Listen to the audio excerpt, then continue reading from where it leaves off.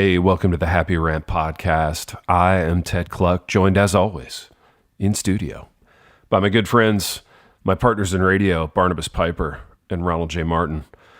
Boys, we're in strange territory right now, in that we, for the first time in years, it seems like decades, we don't have a Dwell promo to drop because we're a little at a crossroads in our relationship with Dwell.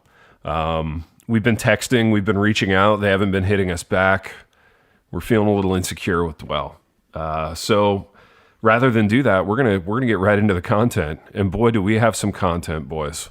Some stuff that we're really excited about. I could tell in the pre-show production meeting there was just a lot of excitement. You could cut it with a knife. You know, really? I mean, you know when you know you're doing magic radio, you just kind of get that feeling. So. Real quick, let's talk about the God Bless America Bible. Okay, here's how this is going to work. Cool people are going to just roundly castigate it, so that's why it exists. And I guess uncool people aren't. I don't know. That seems to be the way these things go. Well, so there's been some developments to this story. Okay. So for listeners who don't know, I think it was Zondervan made the announcement that they were going to come out with a God Bless America Bible, which included the American Constitution, which, you know, on the one hand, genius marketing move, because, you know, about half of America would love that. The other half of America, however, would send them straight to hell. So, after about 3 days of just raucous pushback against this thing, they actually pulled the plug on it. Really? So they announced the release, they got blasted, they pulled the plug on it. So it won't ever see the light of day. So there's no way, listeners, to both read the Constitution and the Bible. You'll never be able to do it. So, well, you can if you just pull up the Constitution. Right. As you're reading, I mean, not to put too fine a point on this thing, not to tell people what to do. I would never do that. Yeah, but you just gave him a brilliant creative idea. I just gave him a nice idea, didn't I, baby?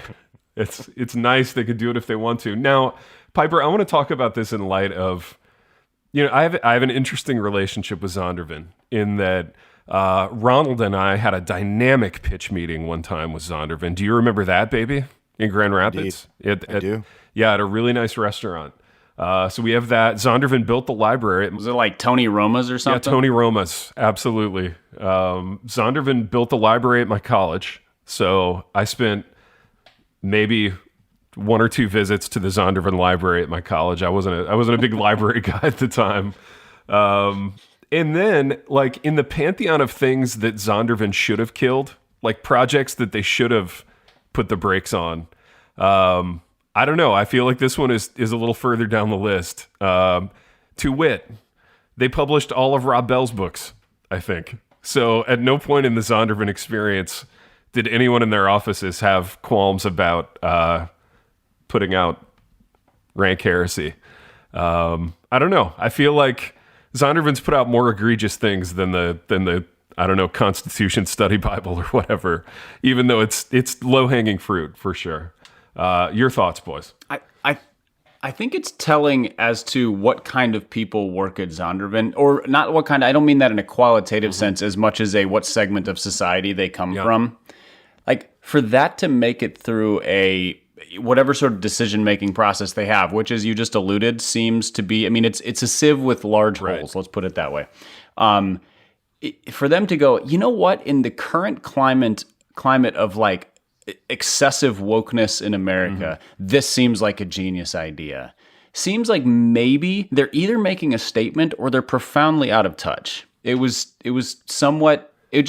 odd to me that they decided now was the time to pull the trigger on this. Like 1992, I bet it would have killed. I actually don't think it's either, in that I think if you work for Zondervan, and baby, I want to hear your thoughts on this. I think if you work for Zondervan, all you care about is moving product. So I bet if we looked at their roster of, like, stuff that they've released in the last year and a half, there's probably a dozen items that cater specifically to excessive wokeness. Like, they've probably got an excessive wokeness department, and this just caters to, like, whatever the opposite of that is. And I think they're excessive whiteness. I think they're just trying to sell to everybody. I don't know, dude. To me, the crapping on America thing has gotten a little tired over the last 15 years, and the kind of rebel in me wants to, I don't know, celebrate America in the face of it for no good reason other than just wanting to be different. Ronald, talk about this. Oh man. Now, baby, don't do the "oh man" thing. This was your idea, all right? What? No, this wasn't my idea at all. It wasn't? No. I think I take the blame for this one. Yeah. Wow. I hear it. I hear what you're saying. I got ears. I want to have ears to hear. Zondo in general, right? I mean, just to back up a little bit and kind of look at how their place in the market, right? Is that, man, they do it all. So they go so wide. Mm-hmm. So they're kind of like, they're almost like the Sony Music Group of like the Christian publishing industry, in that, like, it's not like if you go to Sony looking for you can't like look at Sony and go, oh man, they specialize in one genre, right? Like they literally put out every style of music that like you can fathom, kind of a thing. They don't really cater to one particular group. And Zondo kind of has that place. So like, it just makes sense that, it just makes sense that they're going to put something out to cater to Donald Trump's America, and like knowing that, hey, that could really be a marketable thing. That implies that Donald Trump has any idea what's in the Constitution. Well, right, and so and I think we all agree he does. So it's really, I think I'm being funny, but it's like I think. Like, it makes sense to me. Like, I think you said that, T. Like, on one hand, it makes sense. Like, if you look at the entire catalog of Zondo, it's like, I don't know, it's something that like you can easily get outraged by because it's fun to get outraged by, and maybe there's some real good reason to get outraged by it for sure. But at the same time, it's like, just back up and look at their catalog and you go, all right, it's kind of, it kind of fits. I don't know. I actually don't get getting outraged by it. Like, it's dumb. It's a dumb way to like approach reading the Bible. You could probably pick almost any other way and it would be better. But like, I don't know. In the pantheon of things to get mad about, I feel like, again, this is way down the list. And maybe just outrage stands in for, maybe outrage is sort of the new disagreement, or the new, or the new, I don't quite get that. And instead of doing any of those things, we jump immediately to outraged. And or is it just like, oh, sorry, go ahead. No, go ahead. Well, yeah, I think that's a good point. Mm-hmm. I think maybe outrage is the wrong word. For some people, everything is an outrage, right? That's just how they roll. Yeah. Like, they can't just have an opinion; they have to have outrage, or whatever it is. Their passion always turns into outrage, I guess I would say. But gosh, it's like, I can't tell you what Zondo's put out in the last, however many years. I know they've put out stuff that, like, we wouldn't be fans of, in all of that. Mm-hmm. So to me, like, you kind of just look at something like, well, are they putting out a product by an author that we would be just diametrically opposed to philosophically and theologically? But then they put out a Bible version, which I think is a little closer to a lot of people's hearts in terms of, hey, you can put out like a Rachel Hollis book. That's one thing. It's another thing to put out a Bible that's representing, sort of like a philosophical bent that we would say, man, these two things just shouldn't be meeting here. Well, I think what you're speaking to is there's something, and I'm stating the obvious here, big time. There's something sacred about the Bible. And we would defend the Bible in the same way. I feel like you should have done the breaking news music. Yeah, exactly. There's nothing sacred about a Rachel Hollis book or a Rob Bell book. Even Robbie's book, everything is sacred. Remember that? Wait, no. Everything is spiritual. If everything is spiritual, nothing's spiritual, baby. I just want to lay that out there real quick. Baby, that's deep. That's a Yoda. That's Yoda work right there, baby. What you just did. That's special. Let me tweet that real quick before. Yeah, go for it, dude. If you're quiet for a couple seconds, we'll know what you're doing. It's fine. I think you make a good point, though, and maybe the point that we're making here is like, there's a certain level of dirtbaggery within Christian publishing that when it reaches a certain level, it makes us uncomfortable. And I think if you're Zondervan, if you're sort of quote unquote purporting to be a Christian company, the crassness of just trying to sell everything to everybody. Maybe that's where it gets uncomfortable at some level. Well, and I think this one is, this one feels particularly egregious because, there's a billion different study Bibles or quote unquote study Bibles or devotional Bibles where people are adding their commentary on scripture. On the more faithful end, you've got, like the Reformation Study Bible or the MacArthur Study Bible or even like the Ryrie or Schofield, which are a theological camp that I don't hold to, but like those are Bible studiers. Sure. And you get devotional Bibles for women and men and students and whatever else. This is different because it felt like it was adding, it felt like what they were doing was sort of adding biblical authority to the Constitution and kind of putting them side by side as if, one of these things empowers the other. And in either way you go with that, you just stepped into a big old pile of it. And that's the thing, if they had done like a Republican study Bible, where they got commentary from, Ben Sass and whoever else, like people would have rolled their eyes, but I don't think it would have had the same outrage as basically this, because this thing basically says the Bible props up the Constitution, ergo America is a Christian nation. Kind of the sort of Christian nationalism bent was real strong in it because of what it was. It wasn't there's no commentary. It was just these two things paralleled with one another. That's a good point. Let me ask you another question off of what you just said. If they had put out a Democrat study Bible, would we be allowed to snicker and roll our eyes at it in the same way? / would we? I think if it was. So here's the thing. Because it's equally stupid. The answer is, to be fair. Yeah. It's utterly absurd to do. Republican, Democrat, Independent, Green Party. Whatever. I think we would be allowed to if it was attached to a political party. Like if senators were doing this, yes, we all get to roll our eyes regardless of political party.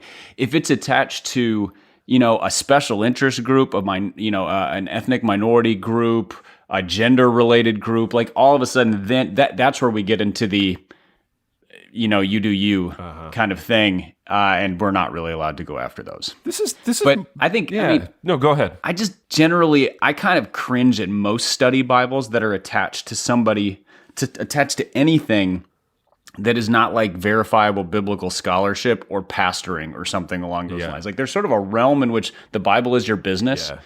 Everybody else should do more reading and less commentating. No, that's a great point. And this has become interesting to me on the level of like a case study in what you are and aren't allowed to make fun of. That's how this becomes interesting to me. Baby, anything else from you on this?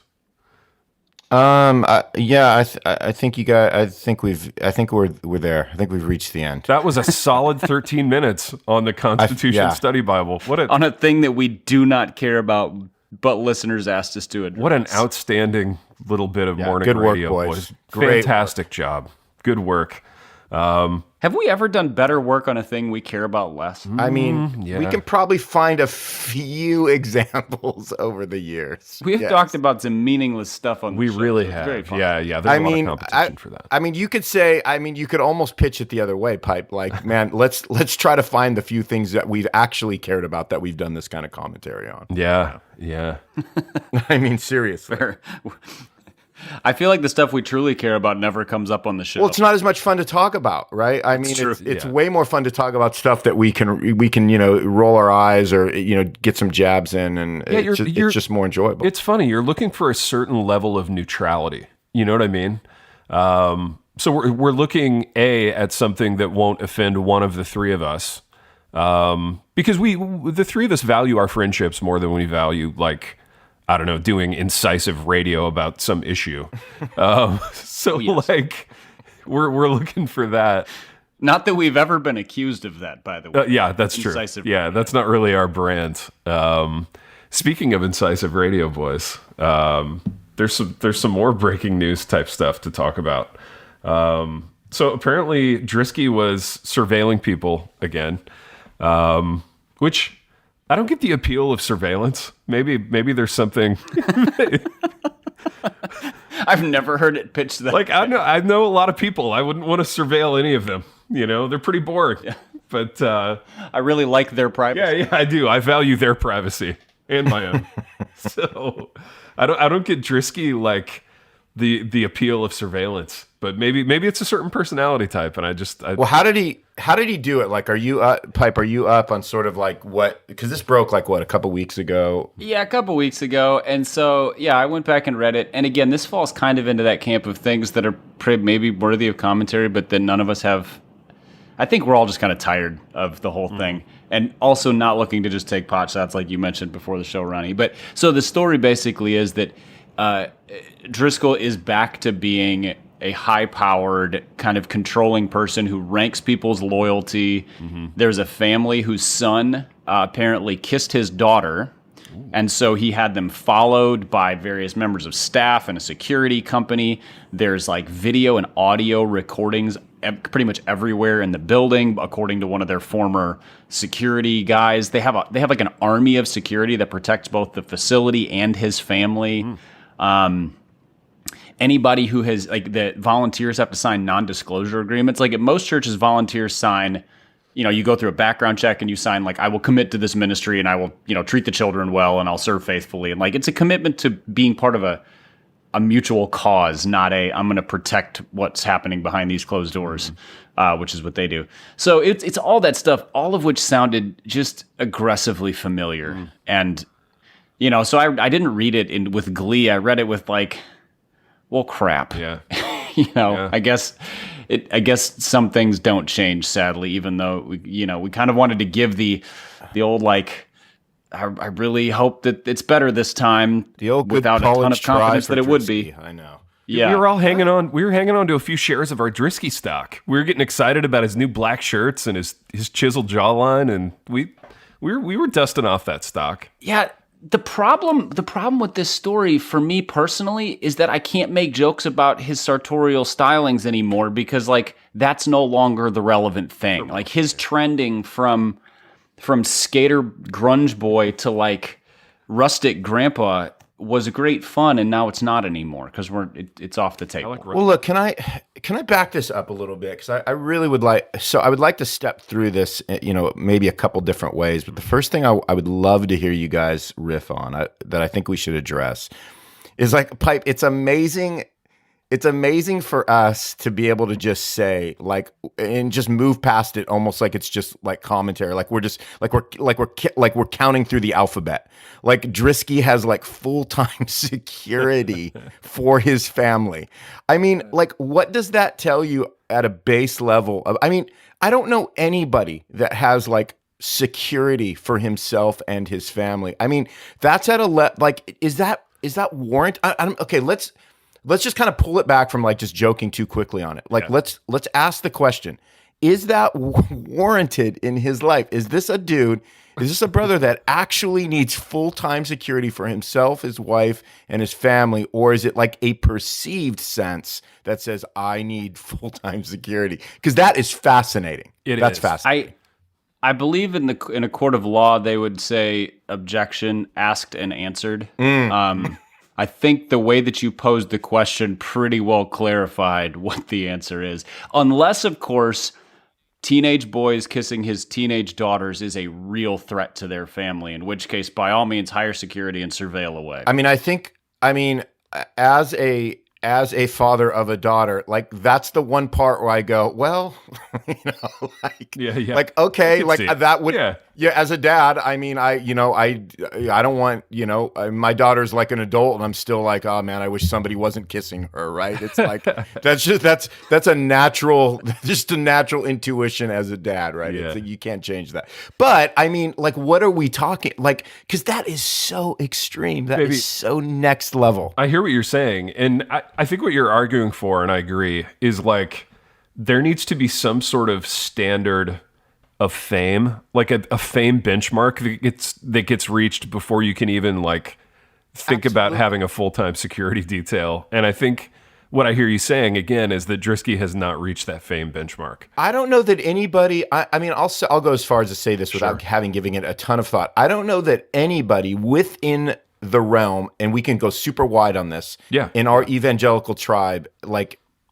there's any kind of, like none of their fame is high enough to necessitate full-time security. Yeah. Yeah, I think you're right. I don't know. I'm probably wrong. No, but no. As far as who I can think of right now, like, man, we need full-time security for me, my wife, and my family. It feels there so have been extreme. Guys, there have been seasons with the Happy Rant where I felt like this thing gets big. There's a sense that it encompasses every aspect, every corner of our lives, so I do forget everything except for the bank account. It doesn't really cover. Well, that's right. That's the one that we would like it to impact a little bit more. Dude, how about our Dwell annuity drying up potentially? That's a blow, Pipe. Well, I mean, it's in conversations. Yeah. They've had some changes in the family on that side, and so there's different people speaking into the decisions, and it's hard to say if we've won them over yet, despite our what I would consider pretty par excellence. Is there anything else Ronald and I for like 2 years now? Is there anything we can do, Pipe? Well, I don't want anyone to think that like there's no like we're not having any issues with no issues at all. Absolutely, this sounds. I don't want to paint it. Yeah, like that. Yeah. We love Dwell. No, it's it's a business decision on their part being made by new people, and so here's a little peek behind the curtain for listeners. Nobody knows how valuable a podcast promo is. It's conversion rates, numbers, etc. It's all fuzzy. Yeah. So people who are paying for it are guessing. Sure. Podcasters who are submitting rates are guessing. You're just trying to find the happy medium that both sides go, it seems like a safe bet. And so they are trying to decide, is this or is this not a safe bet to continue after what has been a very fruitful and enjoyable partnership with a company we actually really like, and we like their product, not just their paychecks. Sure. I want to cut through some of the noise for them and suggest that it is a safe bet. So Dwell executives, if you're listening in the boardroom this morning, let's do business. Let's get back in a relationship. We'll have our security detail talk to your security detail, and we'll get it squared away. I wonder what it looks like for Drisky. Yeah, we promise not to surveil your staff. Yeah, exactly. I wonder if he has like guys stationed outside the house. Are we like? Where does your mind go when you hear security detail? Because I think of the show The A-Team, which I grew up watching in the 80s. I'm thinking guys with guns, with like flinty eyes, like flicking cigarettes into the ground and sort of mashing them with the heel of their boot. And like, yeah, that's a great question, man. What does that look like? Right. So I think there's sort of two versions. There's the like, the sort of subtle version where like, this guy functions as a driver, but also he's packing and he has sort of that ex-military vibe. Yeah. The other is like the overt bodyguard where it's like just a little bit over-muscled, a little bit undersized t-shirt, like dark sunglasses, never smiles. Right. Probably wears some sort of tactical boot rather than like any sort of normal footwear. So there's the like very visible, do not mess with this guy. And there's the other guy who's like, he's there. You're not really sure if he's security, but then when he like gets his wallet out, you see that he's carrying a 9mm on his belt, and you're like, oh, yeah, that's a security driver. Dude, even the flex of having a driver. I mean, man, a driver that kind of goes with the territory, but even that in and of itself, Dude, at what point in your marriage are you like sitting around the dinner table with your lady, going, "Baby, you know what we need? We need a driver." And you know what would be great is if he was like an ex-Navy SEAL. Hey babe, real quick. Yeah, real quick. I don't want to drag this out, but, exactly. But I was just thinking today that I think we need to move into full-time personal security and a driver. You know, it'd be great. Anyway, we can talk about this later. Yeah. Anywho, what are we watching tonight? Yeah. Drisky gets really into like shows on Netflix. He starts binging shows where people have drivers. He's like pre-gaming, trying to talk himself into it. But I don't know. Would you boys want a driver? Does that appeal to you at all? No. I enjoy driving. No. Like technically, you can have a driver now. It's called Uber. Well, yeah, But I don't know. That's I mean, that's an old life for me, boys. That's something I don't want to experience again. Well, that's a solid the old flex, days. baby. I'm kidding, obviously. Okay, yeah. But no, I feel like I like to know. I like to be, as Depeche Mode said back in 1987, the one behind the wheel. you know? So. Yeah. Leave it to Depeche Mode. I mean, really, to put a fine point on this thing. Absolutely. I mean, leave it to them to just guide me philosophically. Did they say anything about the Constitution Study Bible, baby? They did a whole record on that actually in 1988. Baby, could we get a stay with me? Okay, this is a serious question. Could we get a Depeche Mode Study Bible? It's all kind of mopey and glum. It would 100%. It would only be the Book of Ecclesiastes. Isn't that basically every dispensationalist study Bible to date? It basically is. That is the Depeche Mode Study Bible. 100%. Oh man. Yeah. The Schofield Study Bible is actually the Depeche Study Bible. Zondervan, if you're listening, that would just fly off the shelves. Oh man. Oh. I mean, why are we so good at doing business for other companies and not for our own? That's my question. You mean, why are we putting more money into the pockets of Depeche Mode? I don't know. And Zondervan. Yeah, seriously. It's a mystery. Well, I'm okay with one of those two. Ooh. Oh, snap. That's keeping it opaque. So you're saying you're okay putting more money into the pockets of Depeche Mode, which is an evil white corporation.